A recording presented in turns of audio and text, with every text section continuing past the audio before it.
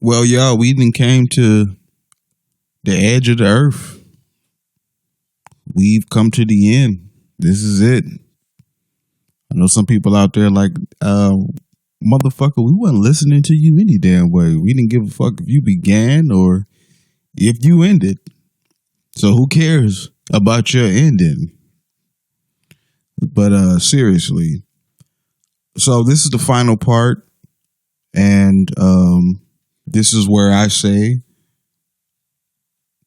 why he's dead and why he's alive.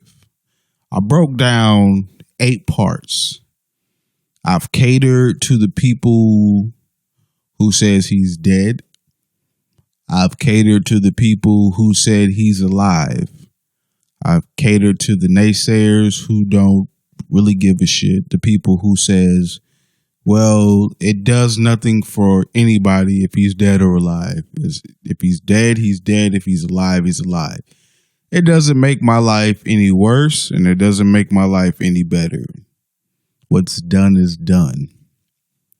But before I do that, I would like to build on just honorable mentions, pretty much.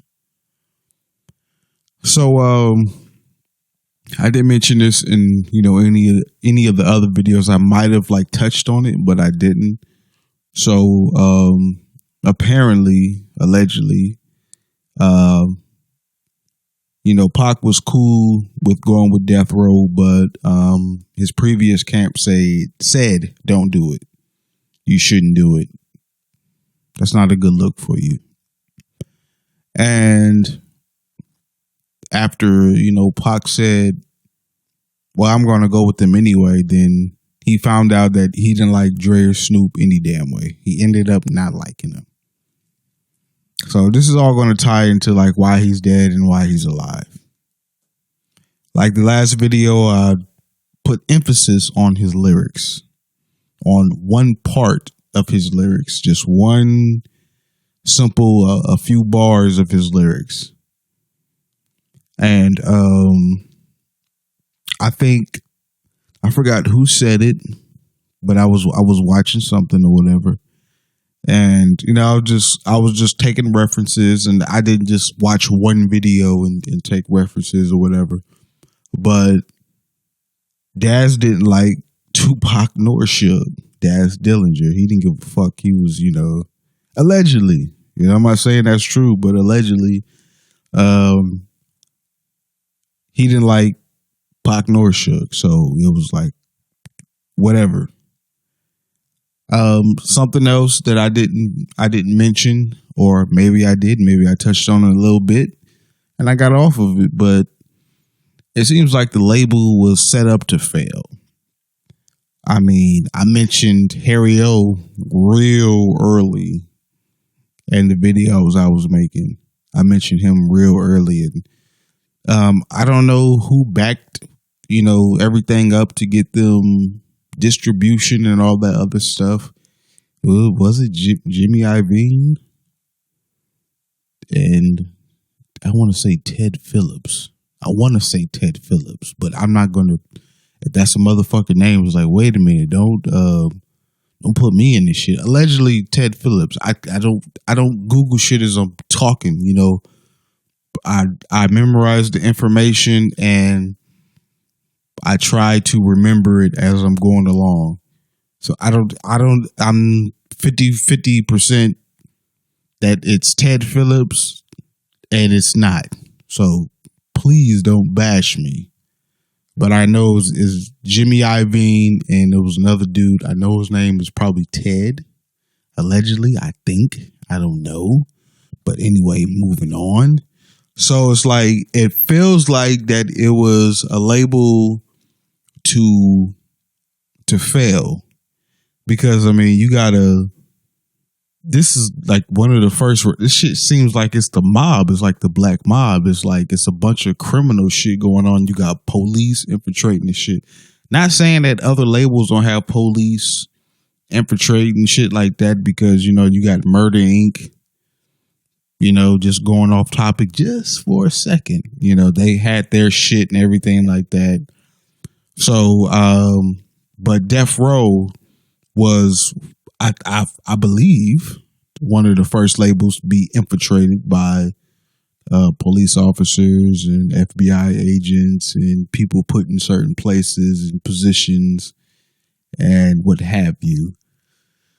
So then you have, Snoop's case, murder case. He gets off, and he's represented by the attorney David Kenner, who works for Death Row, and it's odd, and it's like, whoa, like this is a record label, and they're supposed to be making music. I mean, people make the comparisons all the time. It's like you never see Mick Jagger or Sting or Bon Jovi getting into no bullshit, which they may have allegedly. I hate just always using that word, but allegedly they may have. But before it gets to the public, it's probably covered up. We don't know, but anyway. So you got Snoop's murder case, and it pretty much sums up of where this motherfucking label is headed. It's just like you just watch this shit, watch the dominoes start to fall. Then you have the security guards and everything like that. You have the Michael Moore's testimony about, well, if y'all not gonna speak up, then I'm gonna say it. Fuck it. They told us not to carry no damn guns. I mean, if people don't think that's suspicious, then I don't know what is. I mean, you carry your gun all the time, and you're a security guard, and you're licensed to carry weapons. And all of a sudden, someone tells you that you're not supposed to carry a weapon, or don't carry your weapon tonight. Motherfucker, why? What are you talking about? So I'm glad that happened, or, he spoke up and said, "Yo, check this out. Since I ain't gonna say nothing, I'm gonna say exactly what I was told not to do. And the motherfucker told me not to carry my gun. Fuck you. I'm gonna carry my shit." All jokes aside, that's the way I would have did it.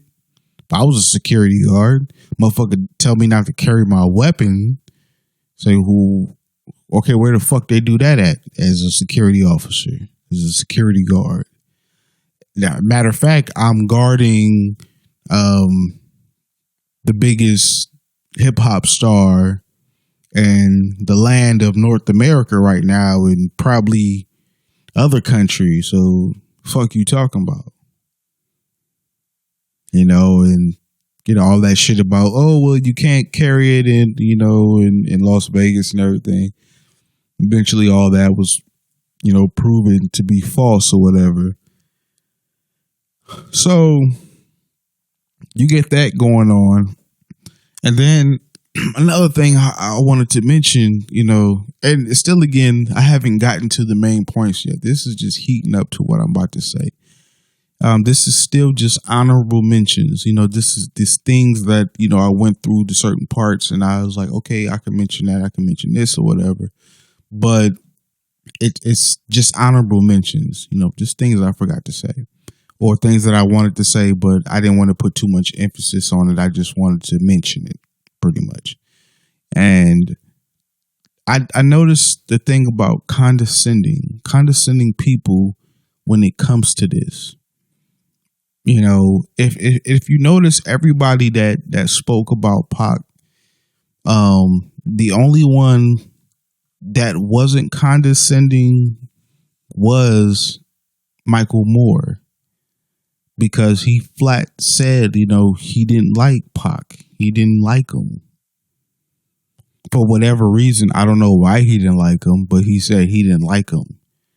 So he wasn't condescending. He just said, hey, I'm gonna tell you straight up, So then some people say, well, why would he lie about that, and give up that type of information about what was going on and how he felt, But there's certain people, I'm not gonna just name anybody. God damn it!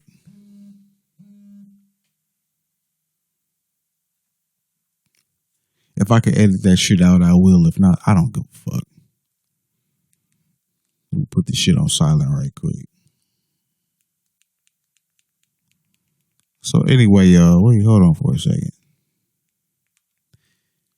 So, condescending people. I feel like other people who speak about Pac, and like I said, I'm not going to name any names or break down the shit of how I feel that they're condescending and all that other shit. But it's a lot of people who speak on Pac and talk about Pac where I just feel like they just say it just to say it. It's probably not how they really feel, but that's just what they say. It's like, yeah, I speak on Pac and all the yada, yada, yada and all that other shit. But it just seems condescending to me. And that's just my opinion.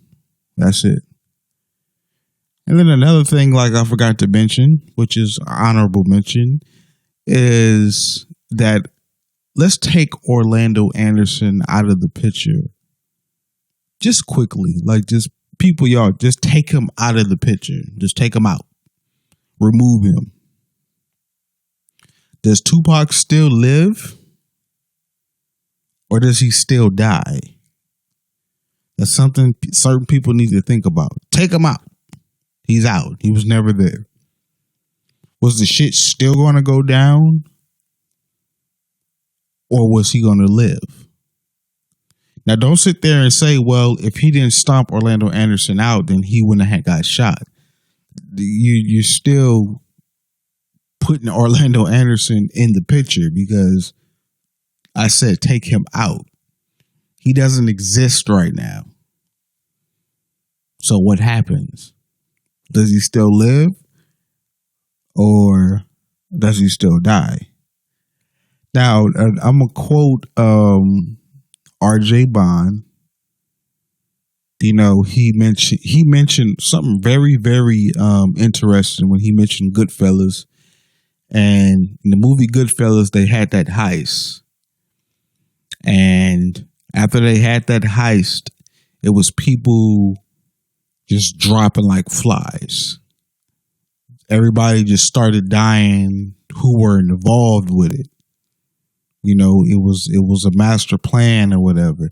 And they started dying. And I forgot to mention this when I brought up the shit about Goodfellas in one of my other videos, one of my other parts when I was saying like, you know, such and such had to go incognito in the witness protection, you know. I forgot to mention that. So I was just like, damn, you know, we kind of got the same train of thought because that's crazy. But anyway, so, and then I just thought like, I don't think that we're ever going to figure it out. I really don't think that, maybe in our life, I don't know, in our lifetime, maybe, you know, some of us might get 50, 60, 70 years old and just like, and then if it does happen, it's like people going to be pointing fingers like, motherfucker, I told you. Or people on the other side who said he's alive, like I told you. Like, for real, that's how it's going to be. If he's dead, I told you. Pointing this shit at the people, you know, who thought he was alive. And if he's alive, like, motherfucker, I told you. So, to me, it's eternity. It's never going to end because it's such a big impact on people. And people know it, and they don't know why it affects them the way that it does. And some people have control over the situation. You know, and they can speak about it maturely. You know, they can speak about it in terms of, you know, we're just having a conversation. It's like what I'm doing with this shit. The series is over. This is part 9, the final one. And I'm just having a conversation. There's no arguing back and forth with anybody like that. You know, I'm just putting my shit out there. I'm just saying this is what I feel. You know, a lot of people, it hasn't got to a lot of people, but, you know, I feel that, you know, maybe in time it'll pick up and, you know, some people might want to argue with me or debate with me after this shit is 2, 3, 4, 5 years old, you know? So, but I'm not really not worried about that. You know, so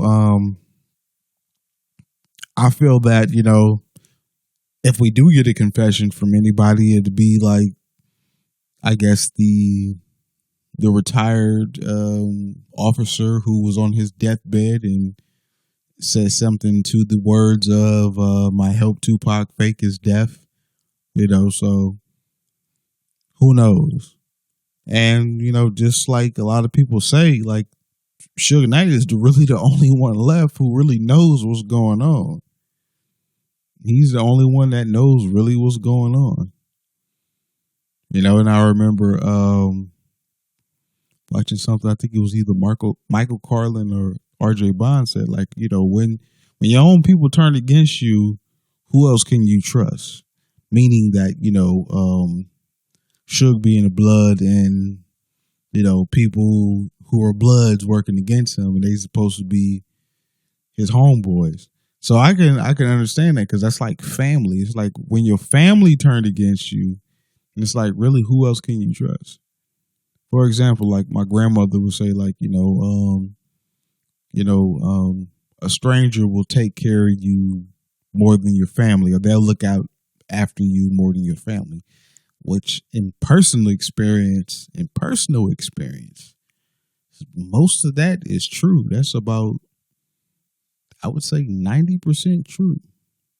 Just in my experience. I mean, sometimes it drops and it goes back up and everything like that. But it just depends on the person. It depends on who you're dealing with or whatever, you know. So anyway, and the crazy thing about it is, like, I forgot to mention this as well. Like, people don't understand. This is why I say this is so huge, because Pac is from New York. Tupac is from New York. He wasn't raised in California. He jumped around, but when he was a teenager or in his early 20s or somewhere between being after he was a teenager going into his early 20s, his infant stage of 20s, then he moved to Marin City. He moved, I guess it's an outskirt of Oakland or whatever. And he pretty much took over California. Like, people know that Tupac is from New York, but he came over to California. And for example, he took over the West Coast, and he's a figure. He's a symbol of the West Coast, and he did it with one song. Well, he didn't make the beat, but he put his verse on one song, which California loved, and he pretty much exploded. He put the West Coast on the map, and he's from all the way on the other side of the coast. That's big. I mean, how many other people have done that right now? I mean, for example, Master P is from Louisiana, and he didn't go to Chicago and just blow up and everybody accept him as a Chicagoan. He didn't go to New York and everybody accepted him as a New Yorkan. Or he didn't go to Florida and blow up there and everybody accept him as a Floridan or a Texan or whatever. It was like, that's why it's so crazy, like the impact that this man had. That's why I always said it's still relevant today. So, finally, conclusion. 2 conclusions. This is why Tupac is dead. Tupac is dead because he was caught in, and this is just what I'm just going to put out there. Because this, the series is over, but it's not over. Because new information could come out, and I don't know if I'm going to make another series. But as far as this series, what I've been doing is over. So anyway, Tupac is dead because He had intel, but he didn't. He thought he was going to be safe, but he wasn't. He thought that the bullets, well, if somebody tried something that night, that the bullets would absorb the car, with the armor plated vehicle, but it didn't happen because somebody used penetrating bullets that would go through the armor plated BMW. That's why he didn't wear a vest. He thought that if someone tried something, that there would be no way that they could hit him no matter where they shot. All he had to do was lean back. But he tried to hop in the back seat quickly, and Suge pulled him down and he got shot. And he didn't initially want to violate his parole. So he had to do something, which somebody whispered in his ear, and he was like, okay, well, I'm finna punch him. I'm finna punch him. He punched him. He was like, I got goons and all types of motherfuckers with me. Tupac didn't know what nobody not carrying pistols. Wasn't nobody armed, so he goes out of there dumbfounded. He's oblivious to the point where he doesn't know anybody. Nobody's carrying pistols and nothing like that. So he gets shot. He gets shot. He gets transported to wherever he gets transported to in Las Vegas, and his lung collapses. It hits his hip, goes into his lung. His lung collapses, and they remove his lung, and he lives for 7 days. He's going into cardiac arrest. He's going into shock. People are coming in to see him. Suge Knight. Before that, Feeny says, fuck it. He's had enough suffering. She pulls the plug. Suge Knight pays $3 million to cremate his body. He's dead. He's gone. Orlando Anderson pulled the trigger, came back for him and pulled the trigger. So he's gone. He's dead. Rest in peace, Tupac Amaru Shakur. He didn't survive his wounds. He had no idea what was going down, what was going to happen. He didn't know that he was in the middle of, as they would say, the battle for Compton. He didn't know that, Suge was involved and keeping him tamed. Like, you gonna leave death row, well, we're gonna just pretty much, keep you tamed. So if you think about leaving, then you're gonna eventually, what you just did is gonna violate your parole, and you're gonna go back to jail. We can get you out of that, but partner, you ain't going nowhere. You signed with death row. So Pac knew nothing like that was going on. He had no idea. So he's gone now. He's dead. Rest in peace, Tupac. 1971 through 1996. June 16th, 1971 through September 13th, 1996. Leave him be. He's in peace. He's resting in peace. Switching over. Why Tupac is alive. Tupac is alive because His family, his lineage are from strategists. His lineage, especially with his mother, is a very strong-minded strategist.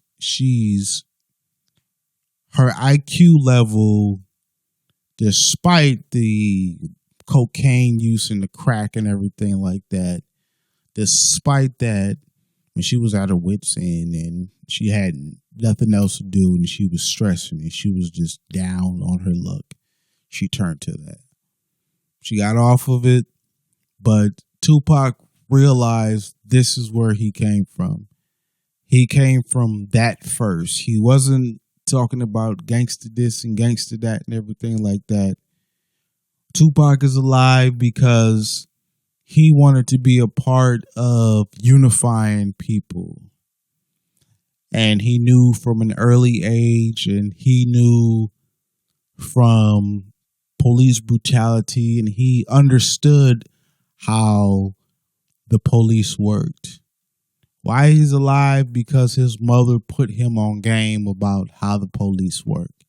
And once you get from the police, you get to the special agents, you get to DEA.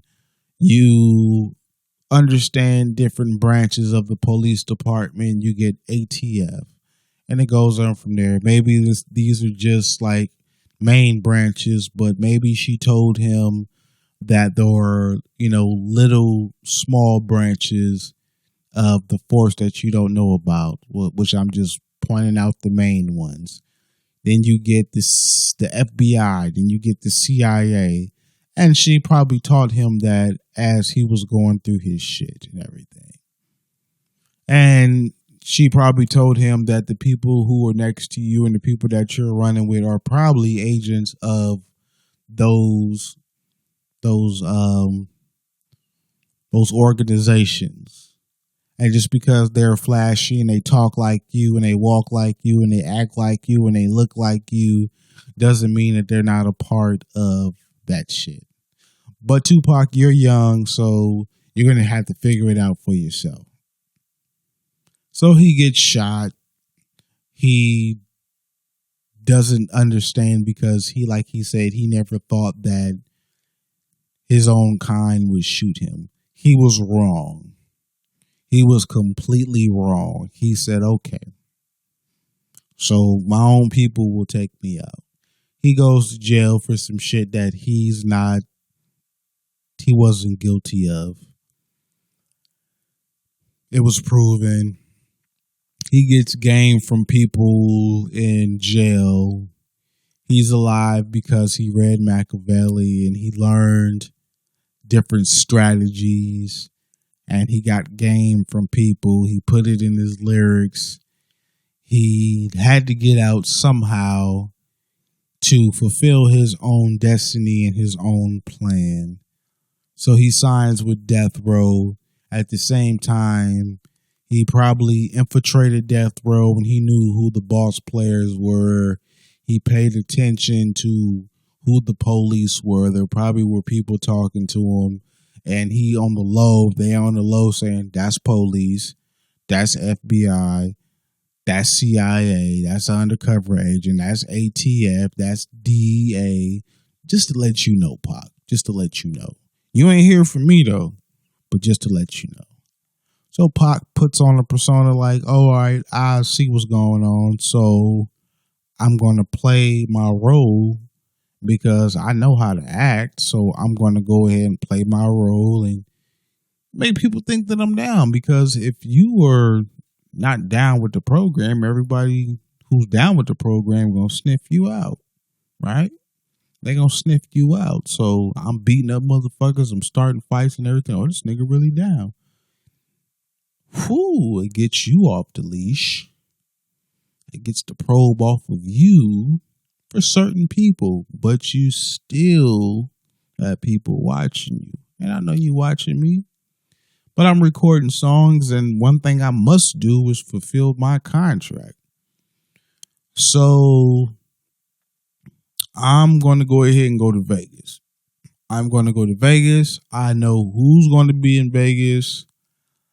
I know that Frank Alexander is walking with me after I punch Orlando Anderson. I know the whole gig. I'm pissed the fuck off. I gotta control my emotions. It's what probably Tupac is saying. I gotta control my emotions because I'm already 2, 3, 4, 5 steps ahead of you. And I'm about to get the fuck up out of here. I can't do it no more. I'm not going back to jail.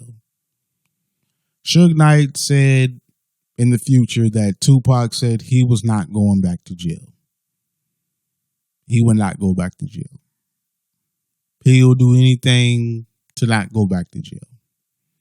And for people who like jail, they probably won't. I mean, it won't register with them. But for people who know that, what the fuck is this? I don't need to be here. If you ever been locked up, penitentiary, county, or whatever, it's like, I don't, fuck this. I'll never come back here. Now put yourself in superstardom and superstar position.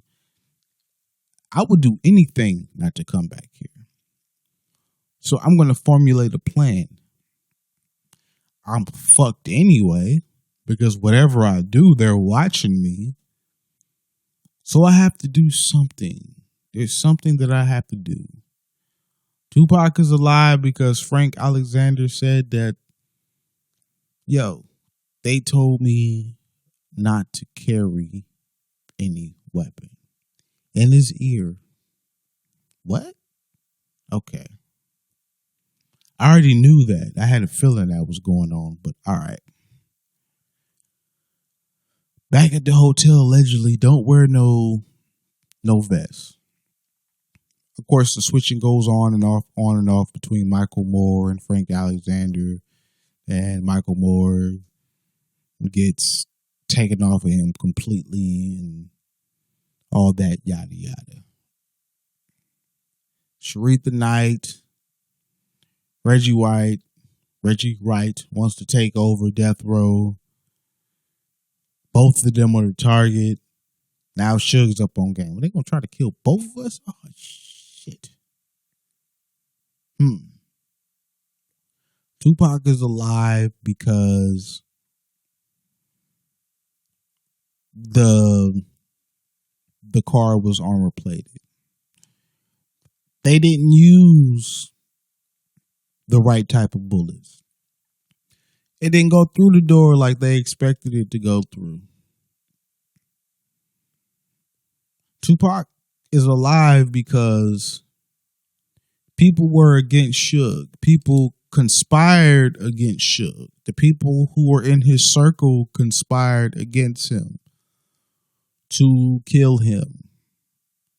The people who he grew up with, he took them out too. Tupac is alive because Kadada Jones was in the car as well, in the back seat, when they shot them shots. Did the girls pull up and say something to them and blah, blah, blah? Who knows? There's no footage. Did the police, the bicycle police pull up and say anything about them, their music being too loud? Who knows? It's hearsay. It's just hearsay.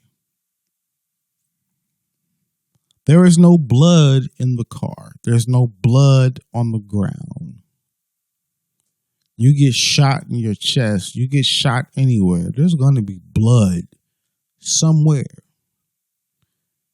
Close range. No blood splatter. Nothing. Nothing at all. No one can prove anything or show us the jersey he was wearing where the bullet holes went through. Nobody has presented that. That's why Tupac's alive. Nobody has presented the BMW pictures where there's blood on the car seat. How long did it take the paramedics to get there? I'm sure he was bleeding. And according to Suge, he took him out the car, laid him on the ground. Where's the blood from that? I don't see any. That's why Tupac's alive. Tupac mama said, damn, nigga, you pulled it off. Well, nobody else there. They wouldn't let nobody in the emergency room. I mean, come on, Gaddafi didn't even go in there. But Snoop got in there. I forgot who else that they was in there. Danny Boy? Allegedly. I don't know. Gaddafi didn't go in. But Danny Boy got to go in and sing him A Change Gonna Come. Snoop went in and his mama said that, hey, you got to be strong. Gaddafi wasn't there. Outlaws, did nobody else get to see him? All this other shit. Tupac is alive because there's a lot of shit misconstrued with the fucking story. No one can get the fucking story straight. There's no conclusion to it. Everyone has their different versions of what the fuck happened. And all of them come from people who were not there at all.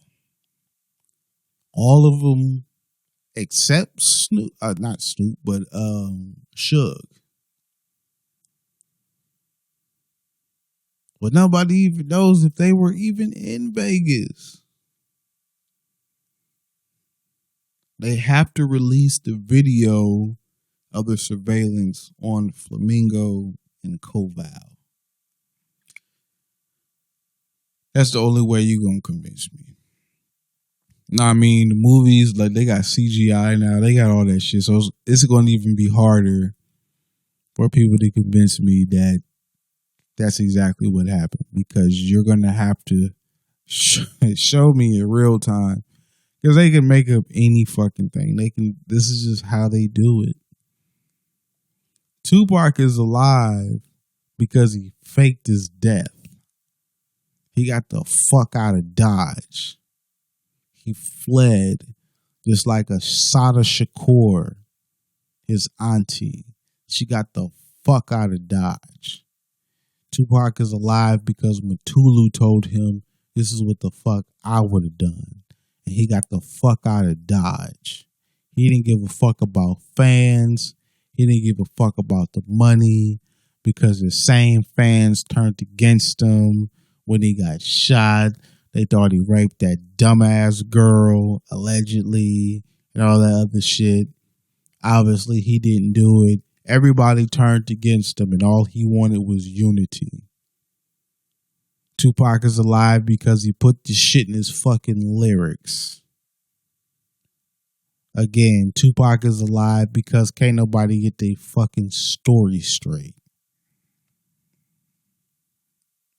Tupac is alive because everybody conspired against him. Tupac is alive because he made Heaven Got a Ghetto. And it spelled his name backwards, and he went to New Mexico, wherever he went. Tupac is alive because he doesn't want to be seen. Tupac is alive because the main reason of faking your death is to make people think you're dead. That's why Tupac is alive. I can go on for fucking days about why Tupac is alive, but I'm not. I gave one side which said Tupac was dead. I gave another side that said Tupac is alive. And people will ask, wait a minute, hold on. Well, you gave more information about why Tupac is dead than he's alive. So you're leaning to why Tupac is alive instead of why he's dead.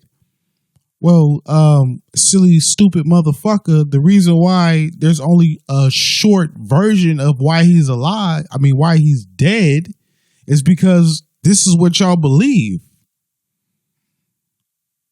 Y'all believe he went to go see a fight. Y'all believe that he stomped out Orlando Anderson and he came back blasting and he lived for 7 days and he's dead.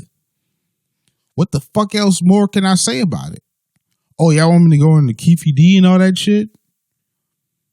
Y'all want me to go into Danny Patton and his brother and all that shit? It's right there. It's been said. How many fucking ways can I say it? That's the short story. That's the short version. Because if you take Orlando Anderson out and you put in Danny Patton and Lil Half Dead and you put in his brother and everything like that, it's the same shit.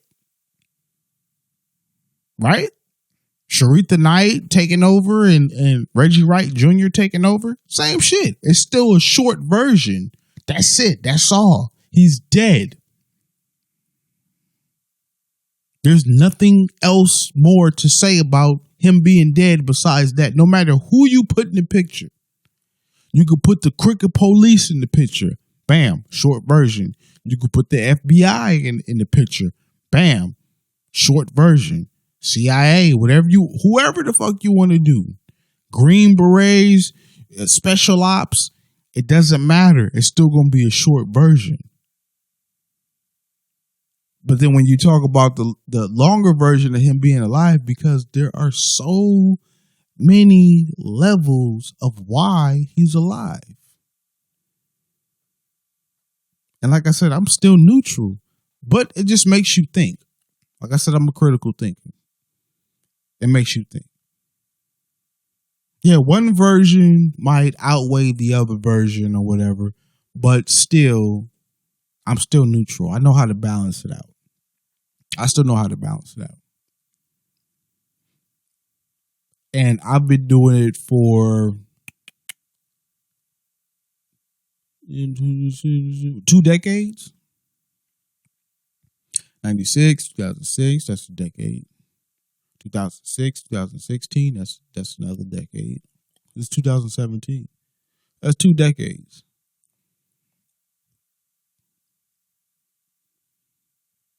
So, that's it. That is it. Finito. Finish. And that's all there is to say about it at this time, right now. So at the end of the day, people are going to believe what they want anyway. People are going to believe the short version. And people are going to agree with the long version. It just depends on who you are. I'm just doing investigative journalism. I'm just giving my side of investigative journalism. I'm not trying to piss nobody off. I'm not trying to convince anybody of anything. I'm just another voice, another individual who has something to say. That's it. And that's all. Final part 9. Like I always say, y'all stay fit, y'all keep sharp, and y'all make good decisions.